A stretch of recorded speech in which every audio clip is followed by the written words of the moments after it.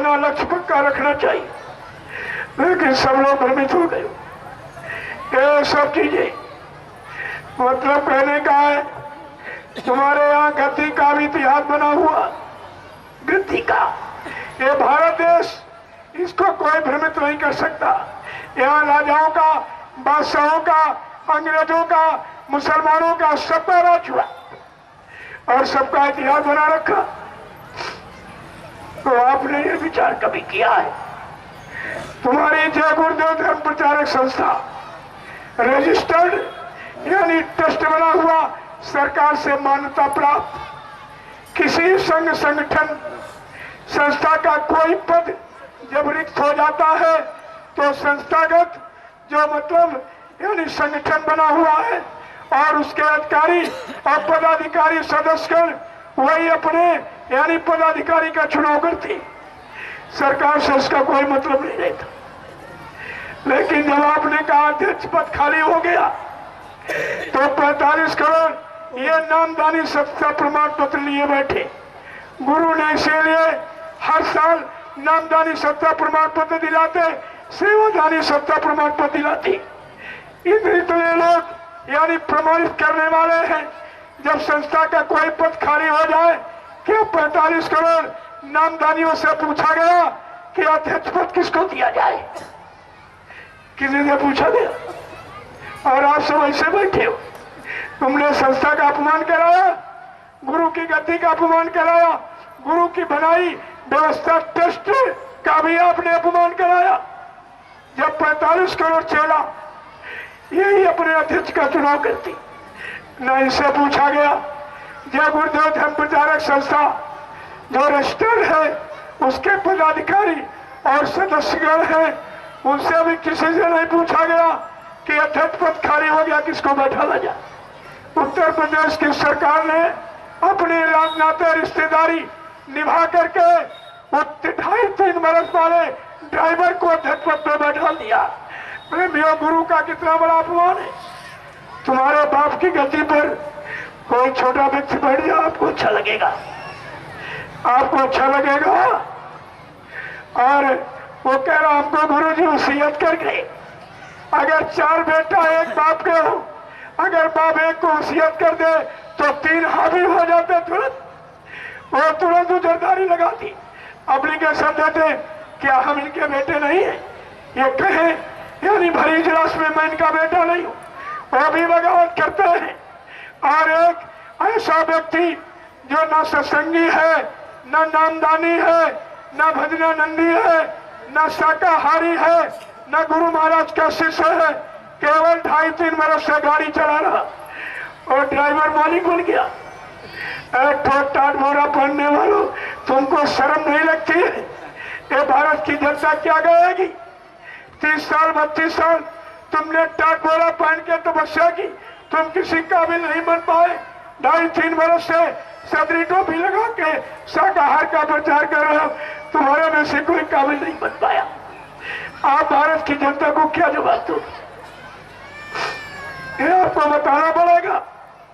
एक बात और बताऊं राज की, ये जो कह रहा हमको गुरुजी वसीयत कर गए, प्रेमियों, संस्था मथुरा में, ट्रस्ट मथुरा में, जमीन मथुरा में, वसीयत इटावा से दिखाई जा रही।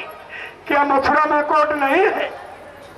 आपको यह सब विचार करना चाहिए था, क्योंकि उसका बाप इटावा में वकील है, उसने नकली वसीयत बनाकर यह सब काम, और उसमें जो स्टाम्प लगा है 12,000 करोड़ की संपत्ति में स्टाम्प लगा 100 रुपए का, 50 रुपए। अरे ये तुम कुछ नहीं समझ पाए। और मैं एक राज की बात और बताऊं, जय गुरुदेव धर्म प्रचारक संस्था, इसमें जो मेंबर और अधिकारी ये जो कह रहा वसीयत कर गए, ये भी मेंबर नहीं, ये तो अभी नया नया गाड़ी चलाने वाला, इसको क्या मालूम संस्था के कारनामे। न ये सदस्य और न उज्जैन वाला भी सदस्य, ये दोनों अवैध है। तुम्हारे बिहार के कोई शर्मा जी हैं, उन्होंने इन पर कोर्ट में मुकदमा कर दिया। ये दोनों अवैध है। जो अवैध जो संस्था का सदस्य होता है उसको गुरु का काम करने का अधिकार होता। अगर सदस्य नहीं होता है वो गुरु का कोई काम नहीं कर सकता, केवल भजन करे और सत्संग करे, बाकी काम का कोई अधिकार नहीं होता। यह सब आपके सामने देख लीजिए।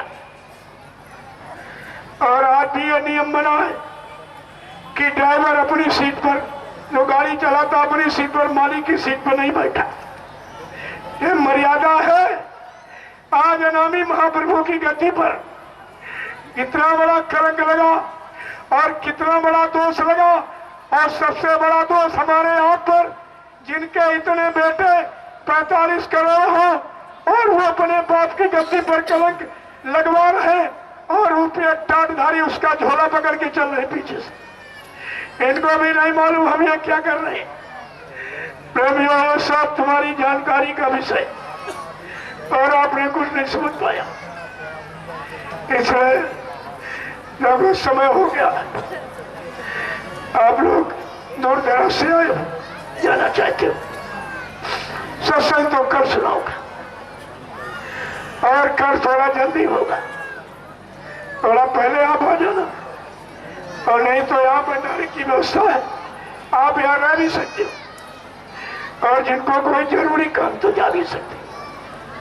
लेकिन सत्संग कल जब आप सत्संग सुनोगे तब आपके दिल दिमाग के पर्दे खुल जाएंगे। ये क्या है?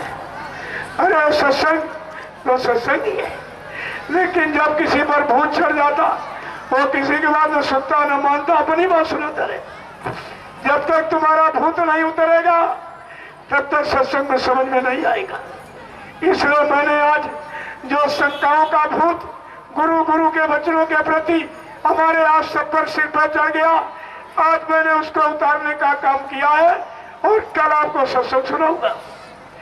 थोड़ा समय से पहले आप आ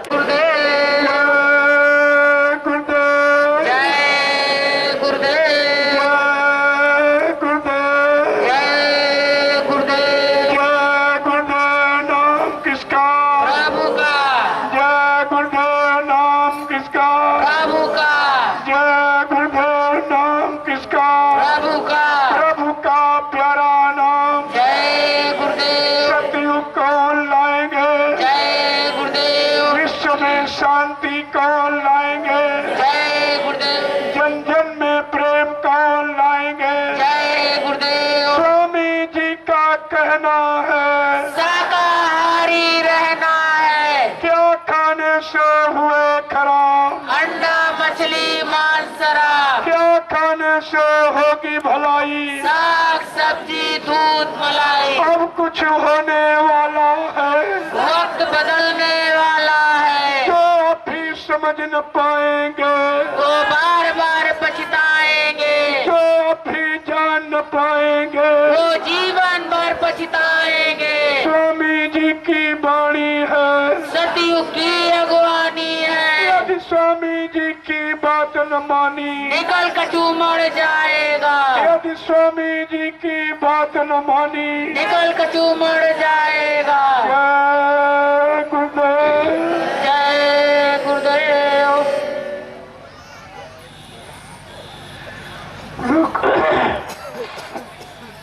यह प्रेमी आज का सत्संग वैसे असली सत्संग यही है जिसने गुरु के सत्संग, गुरु की दया से तुमको कितनी दूर उठा के फेंक दिया। असली सत्संग तो यही है। और कल आपको थोड़ा जल्दी आ जाना ताकि कल लोग यहाँ से विदा हो और हमको भी मुंगेर पहुंचना। अभी आपके बिहार प्रांत में अभी कार्यक्रम 2 दिन हो गए, तो यहाँ जो छूट जाए वहां पूरा करो। एक जगह पर एक बार में पूरा नहीं हो सकता। अगर गुरु जी के भविष्यवाणियों को मैं आपके सामने खोल के रखूं तो कई दिन कई रातें निकल जाएगी। जितना उन्होंने सब भविष्यवाणी के रूप में पूरा नक्शा देश समाज का, मानव इंसानों का हमारे आपके सामने खोल के रखा, उसको बताने, सुनाने, समझाने के लिए समय चाहिए। तो कल आप थोड़ा समय से जल्दी आ जाना। प्रेमियों, समय अभाव के कारण मैं अपने वाणी को यहीं से विराम देना चाहूंगा। कोई भूल चूक त्रुटि गलती हमारे से अगर हो गई हो तो आप सब लोग छोटा समझ के हमको हमेशा रहेंगे। फिर कभी अवसर मौका मिला आप सबके दर्शन करूंगा और गुरु के वचनों को आपके सामने रखूंगा। देखो, ये प्रसाद है, ये इलायची दाना खरीदा गया प्रसाद बनाया गया। आप सब लोग इसको जरूर ले लेना। तुम बार बार तमाम तरह की शिकायत करते हो, ये बीमारी ठीक नहीं है, झगड़ा नहीं ठीक होता, ये मुकदमा नहीं है, समस्या हल नहीं होती, तो ये सब पूरी दवा है इसमें बनी हुई। ये प्रसाद को ले लेना और इसमें कुछ मिला के रख लेना और रोज एक दाना 11 बार जय गुरुदेव नाम लेकर इस दाने को आप रोज खाइए। समय बहुत खराब है और तुम्हारे सारे काम, लेकिन कब होंगे? दवा जब फायदा करेंगी, जब आप परहेज करोगे। अंडे, शराब, गोश्त, मांस मछली से दूर, निंदा आलोचना बुराई से दूर, दूसरे के धन और स्त्री से दूर, ये परहेज है। अगर आप परहेज करें, मैं दावे के साथ आपके बीच में कह रहा हूं, जय गुरुदेव नाम समय के महापुरुष के द्वारा जगाया गया। यह समय का नाम समय के जीवों की आपत्ति मुसीबत को दूर करता है। गोस्वामी जी महाराज ने क्या लिखा? नाम लेत भव सिंधु सुखाई, करो विचार सुजन मन माही। आए सज्जनों, मन में विचार करो, वो समय का कौन सा नाम जिसके लिए आया, नाम को लेके आया, उसी नाम से जीवों का कल्याण हुआ। तो इसको जरूर ले लेना प्रसाद को। और बार बार आप शिकायत करते हो और कहते हो गुरुदेव जीव का जगाए गुरुदेव, अपना भेद बताए गुरुदेव। किताबों बिकती होगी, लिखी मिल जाएगी। ये अपने घर में रात में 11 बजे से 12 बजे 1 घंटा रोज 40 दिन लगातार इस नाम ध्वनि को आप करिए, तुम्हारे घर से भूत बाधा हमेशा के लिए चली जाएगी। ये सब लाभ आपको बिना किसी पैसा खर्चे के, इससे बड़ी और हमदर्दी क्या हो सकती? तो अपने ऐसे हमदर्दी परम हितैषी शुभचिंतक रहबर रहनुमा गुरु को नहीं समझ पाए हो, जो ये सब काम करने का वादा और तुमने कितने शारीरिक, पारिवारिक और अपने कष्टों को दूर कराया और फिर उन्हीं को आज भूल गए कि अब नहीं काम कर पाएंगे। यह सब जानकारी समय से आपको लेनी चाहिए। तो आप कल तो आपकी बार आजमगढ़ जिले में 29 नवंबर से 3 दिसंबर तक ये विशाल सत्संग समारोह यार खड़ी है, वो सबको मनाना जानेगी। अभी गुरु जी को पर्दे के पीछे खड़े होकर कितना समय निकला है, इतने थोड़े समय में कुदरत ने अपना काम शुरू कर दिया। 2012 की पहली नमूना केदारनाथ से दिया, कितने लाख प्रेमी बेचारे काल के गाल में चली गई। और 2014 की घटना अभी जम्मू कश्मीर में कितने लाख जीव चले गए और छुटपुट कितनी घटनाएं, ये प्रकृति ने अपना काम करना शुरू कर दिया है। तुमने बाबा जी की बात नहीं मानी, अगर मानी होती तो ये कुदरत कुछ कर नहीं सकती थी। संत महापुरुषों से कुदरत भी डरती है, ईश्वर ब्रह्म पार ब्रह्म महाकाल भी डरता है। ऐसी अद्वितीय विलक्षण शक्ति जो मृतलोक मंडल पर आई, लेकिन आपने उनके राज को नहीं समझा। इसलिए सब लोग, आप सबकी इच्छा है कि मैं पास से मिलूं। अरे हम तो सबको प्रणाम करते, हमारे यहाँ कोई छोटा बड़े की बात, लेकिन ये भारत देश की एक मर्यादा है कि छोटा बड़े के पैर छूता, बड़ा छोटों को आशीर्वाद देता, प्रेम करता। ये तो एक व्यवस्था है। और ऐसा आस्थावान देश भारत, जहाँ पर पत्थर के पैर छुए जाते, कागज कैलेंडर के पैर छुए जाते, पेड़ों के और गाय पशु है उस पशु का भी पैर छुआ जाता, ऐसा आस्थावान देश है। तो आपको ऐसी कोई शंका नहीं करना। ना मैं गुरु जी बनता हूँ, ना मैं स्वामी जी बनता हूँ, ना मैं कोई महात्मा बनता हूँ। हमको बनने की क्या जरूरत? हम जो आपके सामने बैठे और बोल रहे हैं, आपके सामने बोल रहे हैं, इसमें बनने बनाने की क्या बात? क्या बन के कोई सिद्ध हो जाएगा?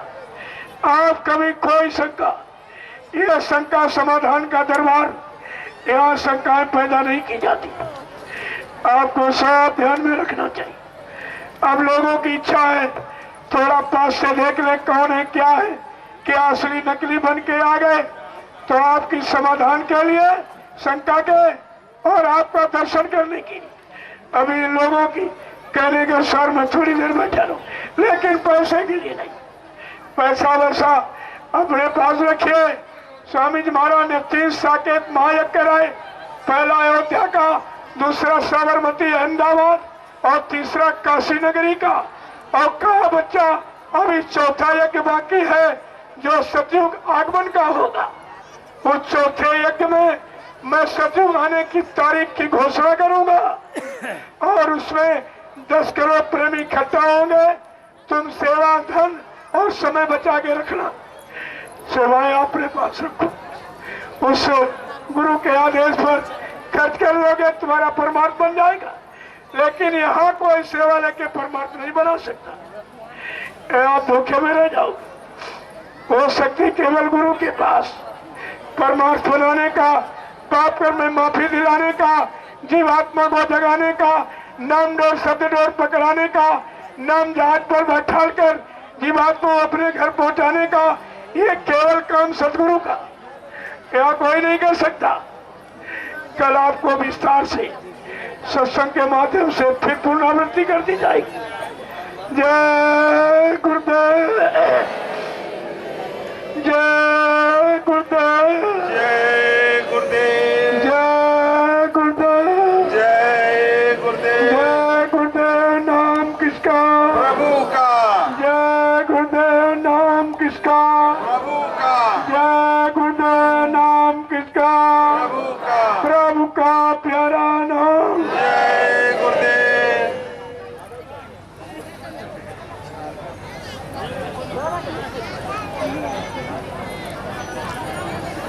जय गुरुदेव। आप लोग आगे से एक तरफ से, वाहन एक तरफ से, हमारे भाई आएंगे, एक एक करके दर्शन करेंगे और प्रसाद आगे ले लेंगे।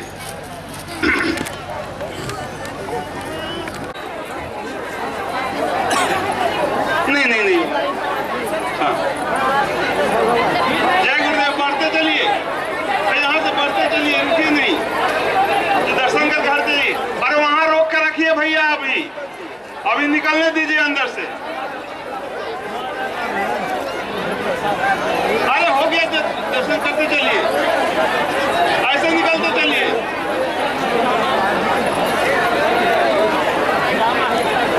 अरे एक तरफ निकल, अरे ऐसे निकलते चलिए, ऐसे निकलते चलिए। अरे वहां रोकिए भैया, अभी अब वहां रोकिए, वहां रोकिए, वहां से बढ़ने मत दीजिए। अरे ऐसे निकलते चलिए।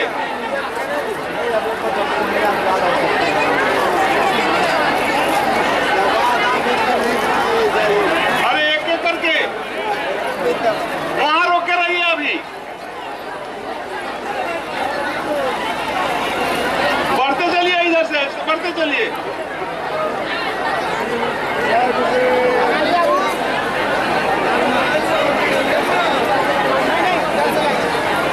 जय गुरुदेव। अरे ऐसे भीड़ मत कीजिए, नहीं तो तब जाइएगा। वो एक एक करके निकलते चलिए। जय गुरुदेव। निकलते चलिए, इधर से निकलते चलिए, दाएं से। जय गुरुदेव। निकलते चलिए। अरे उधर से नहीं आना है, उधर से नहीं, उधर से नहीं, उधर से नहीं। Hello hello. अरे इधर आइए, वो भाई बीच में जाइए, बीच में जाइए।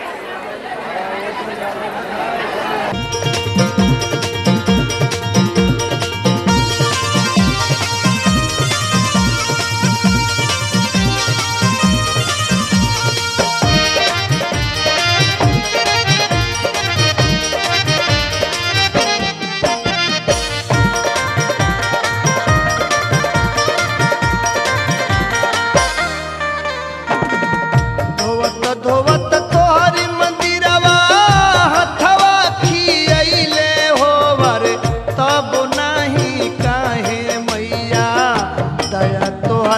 अइले हो अरे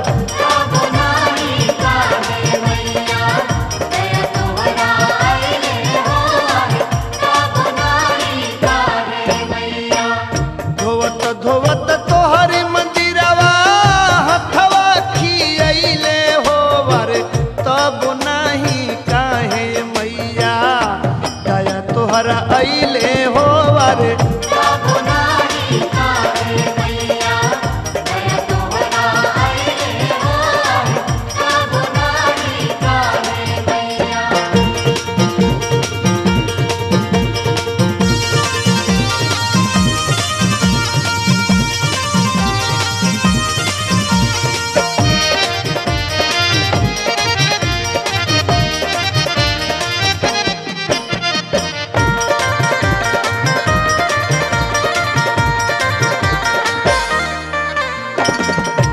कौआ बोले से पहिले आइला मंदिरावा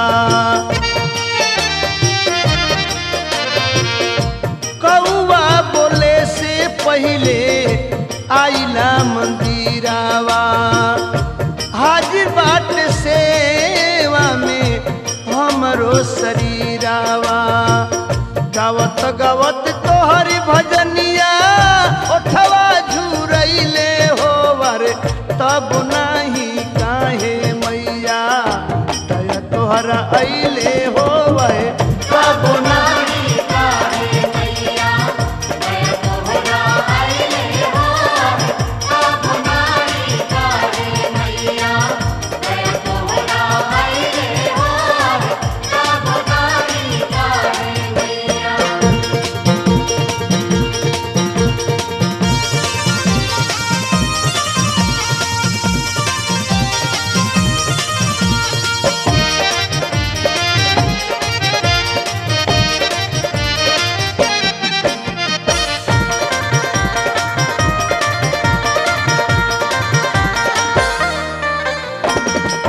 सझिया के बेरा नीत बारिला दिया नवा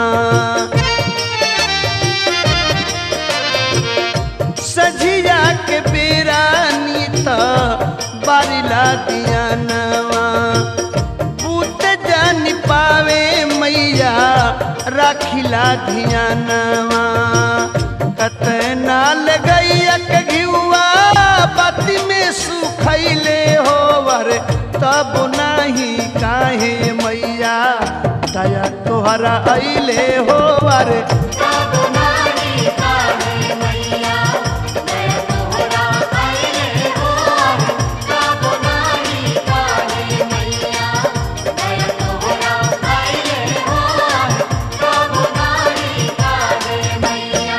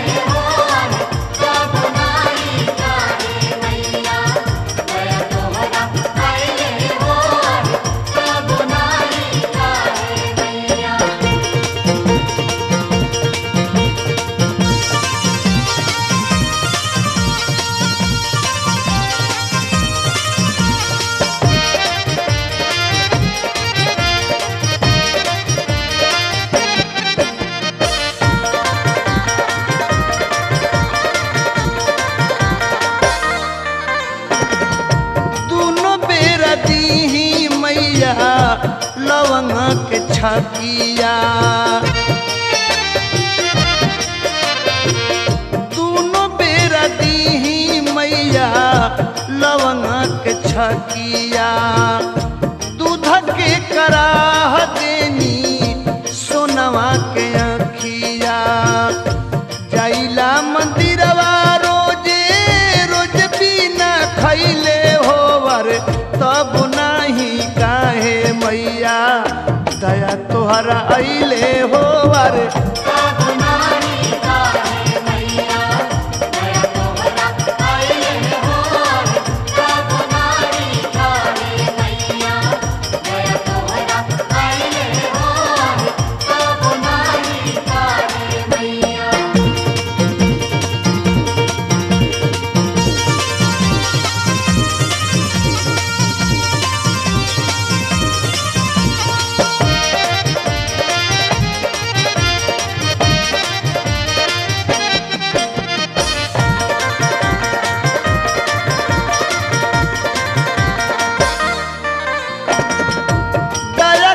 के माई अबू दे दर्शनवा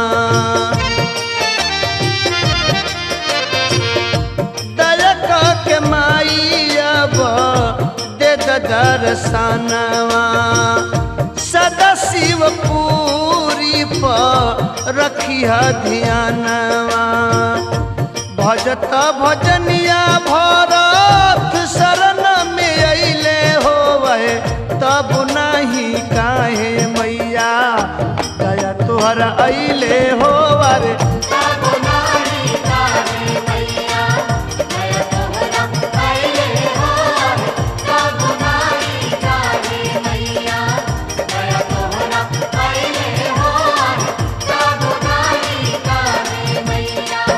धोवत धोवत तोहरी मंदिरवा हथवा खियले होवे तब नहीं काहे मैया दया तोहरा अइले होवर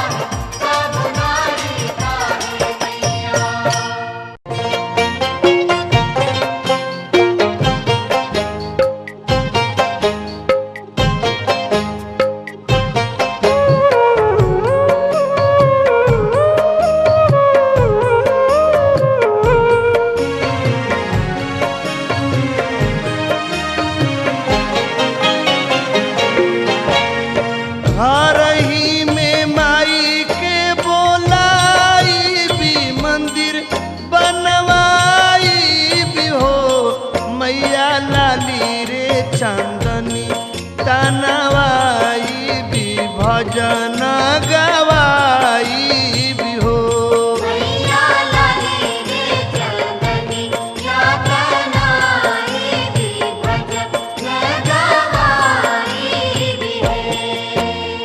घर ही में माई के बोलाई भी मंदिर बनवाई भी हो मैया लाली रे चांदनी तनवाई भी भजन गवाई भी हो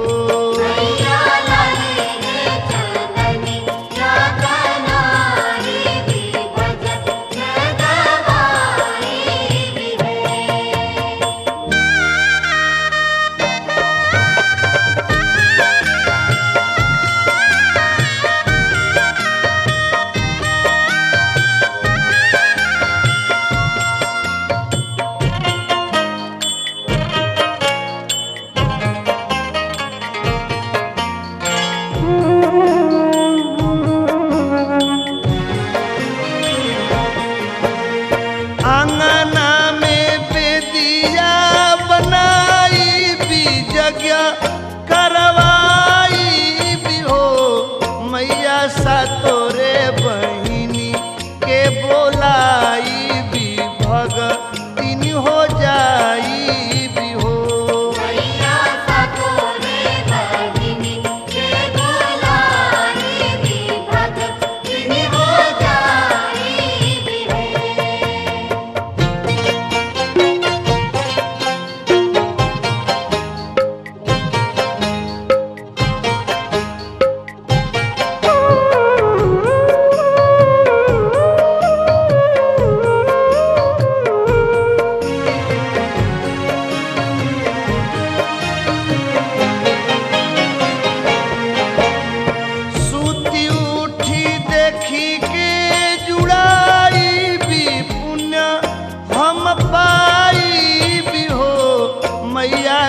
दुखवा दली दर भगाई भी सुख हम पाई भी हो।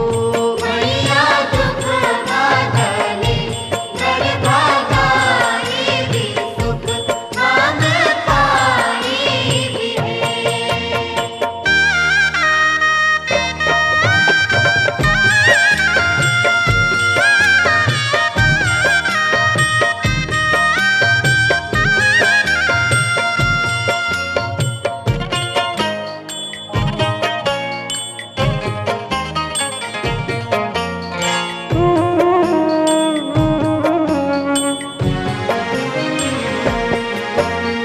चैत में पठवा कराई भी पंडित बोलवाई भी हो।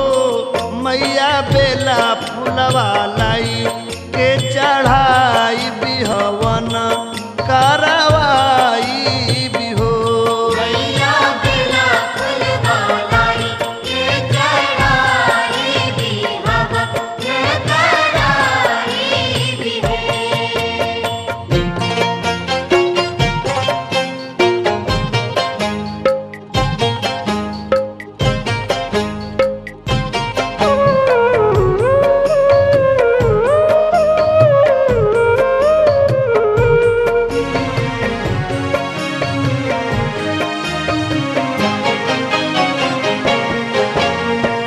गैया के घिउवा ले आई भी दिया नजराई भी हो।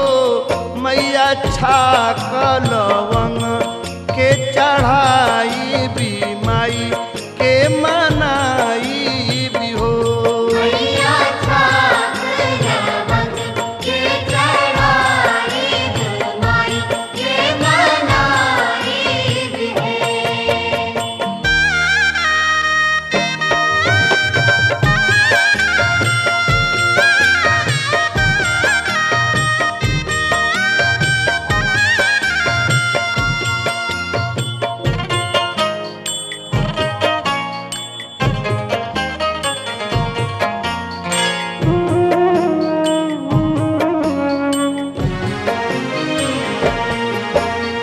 गीत शिवपुरी से लिखवाई भी भरत से गवाई भी हो। मैया चरण में शीश झुकाई भी नित गुण गाई भी हो। मैया चरण में शीश झुकाई भी नित गुण गाई भी है। घर ही में माई के बुलाई भी मंदिर बनवाई भी हो। मैया लाली रे चंदनी तनवाई भी भजन गवाई भी हो। मैया लाली रे चंदनी या तनाई भी भजन गवाई भी है। मैया लाली रे चंदनी या तनाई भी भजन गवाई भी है। मैया लाली रे चंदनी या तनाई भी भजन गवाई भी है। कल मैंने कहा कि थोड़ा पहले शुरू होगा, तो आपको ऐसा ध्यान में रखना चाहिए क्योंकि संत महापुरुषों के वचन दान, ये वचन कहीं किराए पर नहीं चलते, न मोल बिकते हैं। ये तो संत महापुरुषों की दुआ देना जब हम सब मानव जीवों पर होती है, तब ये अवसर उनके वचन वाणी सुनने का मिलता है। आज आप कितने बड़े भाग्यशाली हो जो ऐसे गंदे खान पान के बीच, गंदी संग सोबत के बीच फंसे मानव को एक अच्छी दिशा का ज्ञान कराया जाता है। अच्छे रास्ते पर चलने की एक प्रेरणा दी जा रही है। ये छोटा मोटा समय नहीं है। ये तो सतयुग त्रेता द्वापर में योगियों को, ऋषि मुनियों को, महर्षियों को, अवतारी शक्तियों को भी यह समय नहीं मिला। ये नाम की युक्ति, नाम की साधना उनको भी नहीं मिली। ये तो कलयुग के जीवों पर संत महापुरुषों की दया कृपा मेहरबानी हो गई, उन्होंने रास्ता खोल दिया। नहीं, आज जितने युग, उन युगों में राजपाट, धन दौलत, मान सम्मान, समान पति पत्नी, बाल बच्चे ये तो मिलते रहे, लेकिन जीवात्मा का कल्याण नहीं हुआ। ये अधिकार केवल सृष्टि में संत महापुरुषों को है। जब वो सत्यलोक मंडल से आएंगे तब इस मृत्युलोक मंडल में फंसी जीवात्माओं को, जो काल ने अपने कर्म बंधनों में फंसा लिया, तब निकलने का और छूटने का अवसर मिलेगा। तो बड़े ध्यान गौर ख्याल के साथ संत महापुरुषों के वचन वाणी को आज सुनिए। आपकी सारी शंकाओं का समाधान हो जाएगा, क्योंकि समाधान शंकाओं का पूजा पाठ से भी नहीं हुआ। आप जो शरीर इंद्रियों से पूजा पाठ करते हो, तीर्थ व्रत, दान, जब तब यज्ञ, गंगा स्नान करते हो, इसमें भी शंका नहीं गई। और जिनकी पूजा कर रहे हो उन्हीं में शंका करते हो। कोई कह रहा राम बड़े और दूसरा कह रहा नहीं हमारे तो कृष्ण भगवान बड़े, तीसरा कह रहा नहीं हमारे तो शंकर जी बड़े, चौथा कहते नहीं हमारे तो हनुमान बड़े, तब तक पांचवा कह रहा हमारी तो देवी जी बड़ी। देखो उन्हीं में शंका हुई। अगर शंका का निवारण इन शारीरिक क्रियाओं से, जिनको पूजा पाठ, तीर्थ व्रत, दान, हवन, जब तब यज्ञ, गंगा स्नान कहते, इनसे अगर चला हो गया होता तो सब लोग शंका रहित होती। लेकिन संत महापुरुषों ने शंका का निवारण का विधान उन्होंने बताया। संत गोस्वामी जी महाराज ने रामचरितमानस में लिखा है कि शंका जीव की कैसे जाएगी। तो लिखे उन्होंने क्या बताया कि बहुरी काल करिए सत्संगा और तबई हो इस संशय सब भंगा। बहुत समय तक सत्संग करो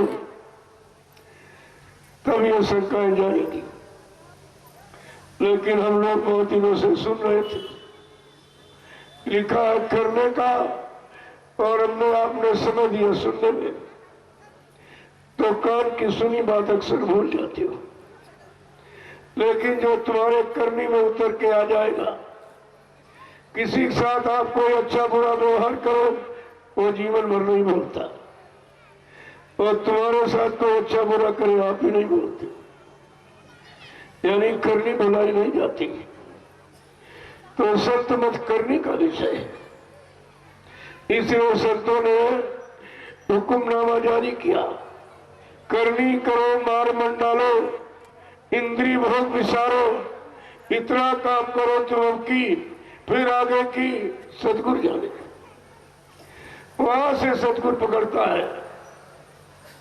लेकिन शरीर में जिसको त्रुटि कहते हो, छठा चक्र, आज्ञा चक्र, सिफत बिंद, दसवाधार, संतों ने अपने अपने समय में तमाम नामों से इसको परिभाषित किया। यहां तक हमें आपको चढ़ाई करनी होगी और वहां से गुरु आपकी मदद करेगा। लेकिन तो यही खलमंडली में पड़ गए, यही तुमको शंका संदेह भूल ब्रह्म गुरु पर हो गई, तो उस छठे आज्ञा चक्र तक आप कैसे पहुंचोगे? जब तक वहां नहीं पहुंचोगे तब तक गुरु समर्थ होते हुए भी आपकी मदद नहीं करेगा, क्योंकि इतना काम जीव को खुद करना।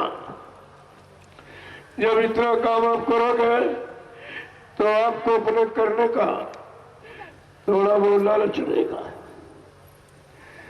तो इसलिए आज थोड़ा सा सत्संग सुन लीजिए, आपकी शंकाओं का समाधान हो जाए। देखो, हमारा देश ये धार्मिक देश है। इस धार्मिक देश के नाते हमारी सबकी एक धार्मिक व्यवस्था बनी गई। एक धार्मिक पद्धति सनातन पराविद्या है कि हम आप कोई काम संसार का, शरीर का, परिवार का या खेती, दुकान, दफ्तर, व्यापार का करते हैं। सभी लोग अपने अपने मजहब धर्म के मुताबिक अपने अपने देवी देवता, इष्ट परमात्मा, खुदागाड़, भगवान गुरु का नाम लेके ही करते। ये हमारी प्राचीनतम परंपरा है। यद्यपि आपने न भगवान खुदा देखा, न कोई देवी देवता देखे, बिना देखे का प्रेम लगाओ, आस्था विश्वास आपको कितना है। जब तुम कोई दुकान खोलते हो, कितनी शराब पीते हो, कितना मुर्गा मीट खाते हो, लेकिन जब दुकान खोलोगे तो कोई न कोई देवी देवता को जरूर याद करते। आपके अंदर धर्म मौजूद है, धर्म प्रति आस्था मौजूद है, लेकिन आपने देखा सुना कुछ नहीं।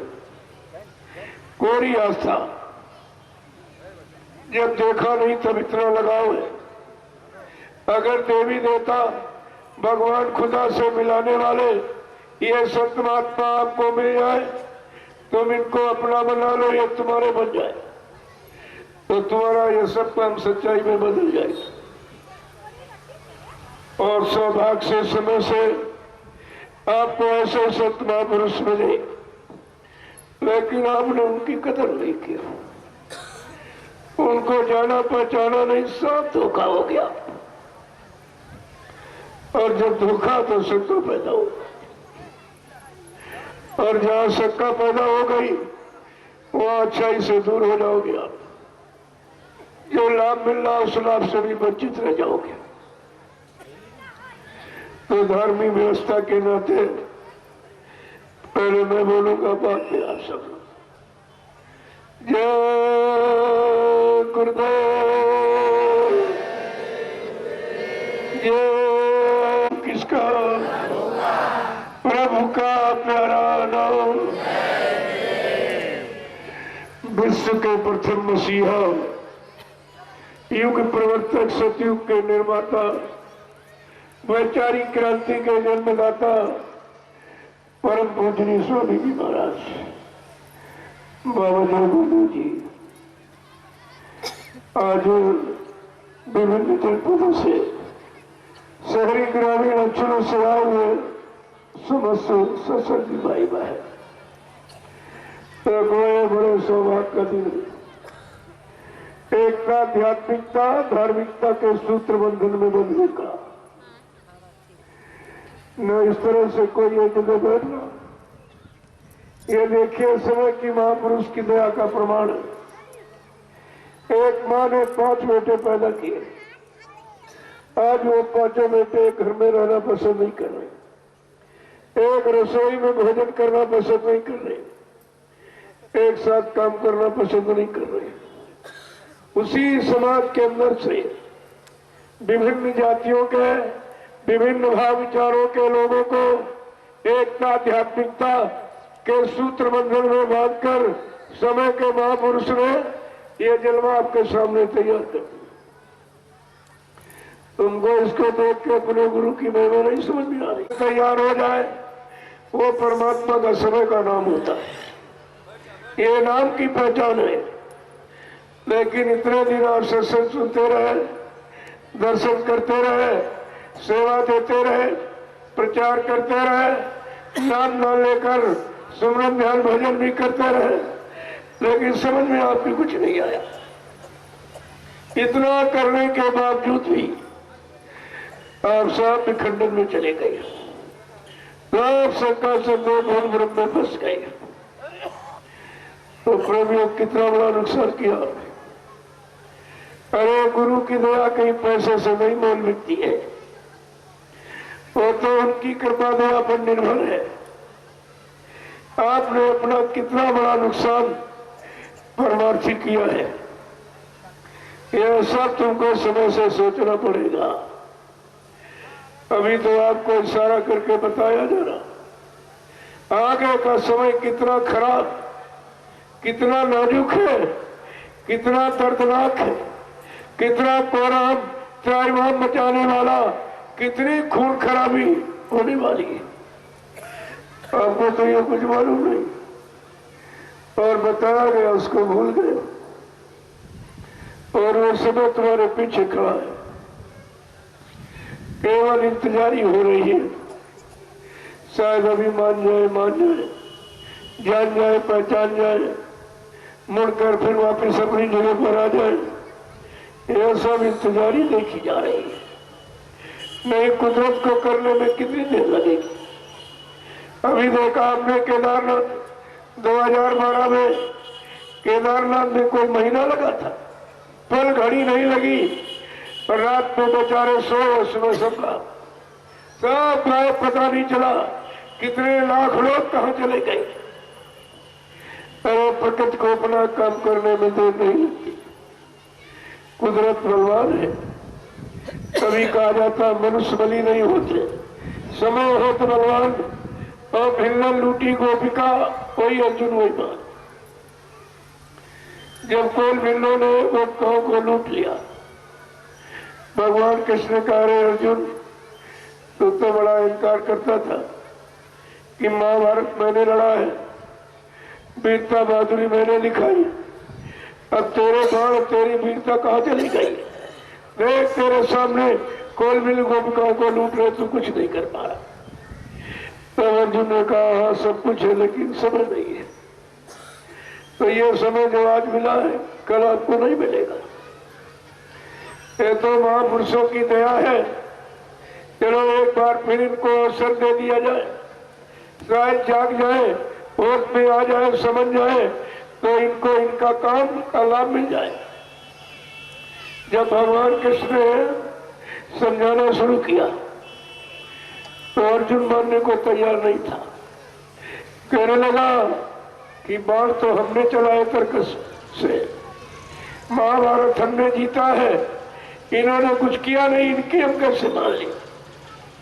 अब वो भूल गया कि अंतर में डायरेक्शन किसका था। अगर जगह सा रथ में घोड़ों की लगाम घुमा देते तो कहा तेरे पीठ को दुश्मन छलनी कर देता, लेकिन वो मानने को तैयार नहीं हुआ। आप कहां से मान जाओगे जब उस समय के लोग नहीं मान पाए, जो अच्छे थे, सच्चे थे, ईमानदार थे, वीर बहादुर त्यागी थे।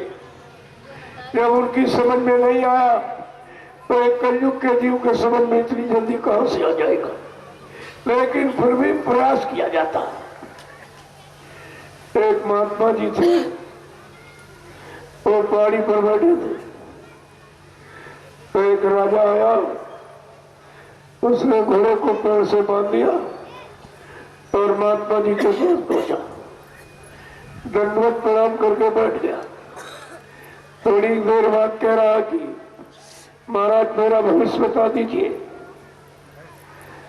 तो महात्मा जी ने कहा भविष्य तो हम बताएंगे, लेकिन तुम बच्चा मानोगे नहीं।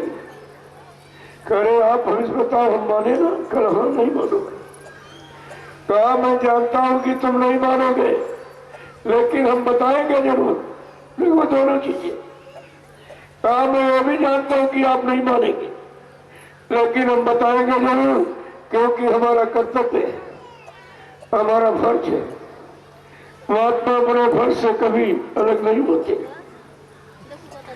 तो महात्मा जी ने कहा राजन, जो तुम शिकार खेलने जंगल में जाते हो, ये जीव हत्या हिंसा है, ये मत करना और जाना मत जंगल। लेकिन बच्चा तुम जाओगे जरूर। कहा अगर जंगल में जाना, कितना अच्छा खुशनुमा घोड़ा तुमको किसी का मिल जाए, उसको ले मत आना, लेकिन तुम लाओगे जरूर। अगर ले आना बच्चा तो उस पर सवारी मत करना, लेकिन तुम करोगे जरूर। अगर सवारी करना, किसी दूसरे राजा की राजसीमा में मत जाना, लेकिन तुम जाओगे जरूर। और जाना तो किसी स्त्री जात से संबंध मत करना, लेकिन तुम करोगे जरूर और बच्चा तुम्हारी मौत है। देखो मौत का पूरा इल्जाम बता दिया। बहुत दिनों तक राजा सोचता विचारता रहा, लेकिन प्रेमियों होनी होनहार बलवान, जो तुमने किया है पाप कर्म मार काट हिंसा, वो कभी मिटती नहीं है। देर अबेर सवेर समय आने पर उसका परिणाम सबको भोगना पड़ता। वो तो संत महापुरुष है जो आपके पाप कर्मों को माफ करा सकते। बाकी सृष्टि में जिनको आपने भगवान कहा, अवतारी शक्तियों को भी अधिकार नहीं कि किसी के पाप को माफ कर दे। पर वो राजा ने जो पहले शिकार खेलकर जीवों की हिंसा की थी, वो पाप का घड़ा भर गया था। इसी को होनी कहते हैं। कभी लिख के आपको बताया गया, होनी होनहार बलवान, इसे कोई मत मानो झूठी, गई मथुरा पास के गई, पिला दही बूटी, राम लखन वनवास सिधारे, दे राजा दशरथ की छुट्टी, इसे कोई मत मानो झूठी। पर नारी के हेतु रावणा, नियत करी खोटी, परिणाम क्या निकला, लंकगढ़ सोने की टूटी। सब चला गया, कुछ नहीं बचा। ये है करनी का फल, जिसको यहाँ पर कोई ज्ञानी विज्ञानी, कोई धनवान बलवान बुद्धिमान कितने करोड़ रुपए आप दो, एक भी पाप तुम्हारा कोई माफ नहीं कर सकता।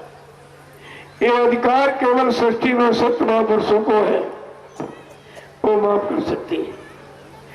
और सौभाग्य से आपको समय से ऐसे महापुरुष मिले, लेकिन आपने उनको जाना माना पहचाना नहीं। उन्हीं में सट्टा करने लगे, उन्हीं को बदनाम करने लगे कि झूठ बोल के चले गए, धोखा दे के चले गए, वादा खिलाफी करके चले गए, दगेबाजी करके चले गए। आप उन्हीं पर एक कलंक लगा रहे हो। तुमको ये नहीं मालूम है कि संतों का इतिहास सजीवो गरीब है। वो अपनी इच्छा से आते, अपनी इच्छा से जाते। कितने तुम गाते रहे, कितने दिन लोगों को सुनाते रहे कि धूमधाम के वासी अविनाशी निज मोर से जब आते हैं, भूले जीवों पर प्यारे गुरु तब खूब दया बरसाते। बचना मृत का प्याला भर भर के सबको खूब छकाते हैं। निज पिंड से प्यार करा करके घट में शत्रुप दिखाते हैं। निज आशिक मतवाला करके अपनी फरमान सुनाते हैं। जो चढ़ न सके या छोड़ भगे वो भाग्यहीन कहलाते। जिन बात गुरु की मानी है वो निज घर अपना पाते हैं। दुर्धाम के वासी अविनाशी निज मोर सजग जो लाते। ऐसा दूसरों को तुम भाषण देके सुनाते रहे और तुम ही भूल गए दुर्धाम वासी को। तुम ही कहते झूठ बोल गए, चले गए। अरे ये सब विचार तुम्हारे अंदर रखने चाहिए। ये संत मत, ये गाने का मत नहीं है, ये रोने का मत है। गाकर किसी ने मालिक को नहीं पाया, हंसी हंसी कंठ न पायो, जिन पायो तिन रोए। हाथ से खेले प्यू मिले तो कौन सुहागन होए। बिन रोए नहीं पाई हो साहब का दीदार, बिना बिरे का आंसू गिराए मालिक किसी को नहीं मिला। मीराबाई इसी कलयुग में आई, उसने मालिक को पाने का पूरा मतलब यानी लिख करके रख दिया कि मैंने मालिक को कैसे पाया। तुमने उसकी भी बात नहीं मानी, ना उसको पढ़ा। वो लिख के कह रही है, जब याद आती प्रीतम की नैनन बरसत पानी, खोजत खोजत मिले सत्य सतगुरु रैदास, जिन दियो नाम सहनानी। तब प्रिया पाए पाए भी अपना, तब मेरी पीर बुझानी, मीरा खाक खलक सेनानी। तब ने लिख करके चार कुचार का माहौल बन के तैयार हो गया। अब इससे कोई छुट्टी पा सकता। तो राजा बहुत दिन सोचता रहा, लेकिन जब होनी आ गई तो विनाश कार्य विपरीत बुद्धि। जब विनाश की स्थिति आती है, अपने बुरे कर्मों का पाप का घड़ा भर जाता है, जब फूटने का वक्त आता है तो मानव की बुद्धि विकृत हो जाती है, कुछ उसकी समझ में नहीं आता, तो ये कहता है अच्छा ही हो रहा सब। तो कुछ दिनों के बाद मंत्री ने कहा, राजन बहुत दिन हो गए शिकार कार नहीं खेलने चले। मैंने कहा तुम्हें नहीं मालूम महात्मा जी ने मना किया था। अरे कहा ये भी तो कहा था किसी का घोड़ा मत ले आना, तुम्हारे पास घुड़सवार सेना है, तुम्हें घोड़ों की क्या जरूरत। अरे बात मान करके मंत्री की राजा चल पड़ा। अब देखिए महात्मा के वचन को भूल गया, लेकिन महात्मा का वचन वो तो सत्य होता है। दिन भर घूमता रहा शिकार की तलाश में, कोई शिकार नहीं मिला और उसी लालच में बहुत दूर निकल गया। जब वापिस हुआ तो रात हो गई। एक जंगल में पेड़ के नीचे एक बहुत खुशनुमा सजा सजाया घोड़ा, जो उसकी घुड़सवार सेना में ऐसा था नहीं, लेकिन प्रेमियों वो थी मौत जिनको महात्मा ने मना किया था। मंत्री ने कहा जब बहुत अच्छा घोड़ा है। अरे कहा तुम्हें नहीं मालूम महात्मा जी ने मना किया। कहा ये भी तो कहा था सवारी मत करना, ले चलो दरवाजे पर बांध लोगे सुबह। प्रेमियों मौत थी जिनको महात्मा ने पहले ही बता दिया कि मत ले आना, लेकिन होनी बड़ी प्रबल है। वो उस घोड़े को लेके अपने दरवाजे बांध दिया। 3 महीने के बाद पड़ोसी राजा ने आक्रमण कर दिया। मंत्री दौड़ के आया, राजा नाथ पर चढ़ाई हो गई, जल्दी करो सेना भेजो। तो राजा ने कहा ले जाओ घुड़सवार सेना। सारी सेना लड़ाई के मैदान में भेज दी। 6 महीने युद्ध चला, उसकी सारी सेना मारी गई। फिर मंत्री दौड़ के आया, राजा नाथ की सारी सेना मारी गई, जल्दी चलो। कहा मंत्री कैसे चलो, मेरे पास सवारी नहीं। अरे कहा घोड़ा तो बंधा है। कहो नहीं, महात्मा जी ने सवारी के लिए मना किया था। वो वचन भी याद कर रहा है, लेकिन होनी कितनी प्रबल है जो उसको स्थान से हटा देती है। तो वो राजा मंत्री के कहने पर घोड़े पर सवार हो गया। होती मौत उड़ पड़ी, एकदम उड़ गई और मतलब युद्ध भूमि में लातों से दांतों से मार के इतना जौहर दिखाया और मारते खदेड़ते मतलब यानी तीसरे राज सीमा में पहुंच गया।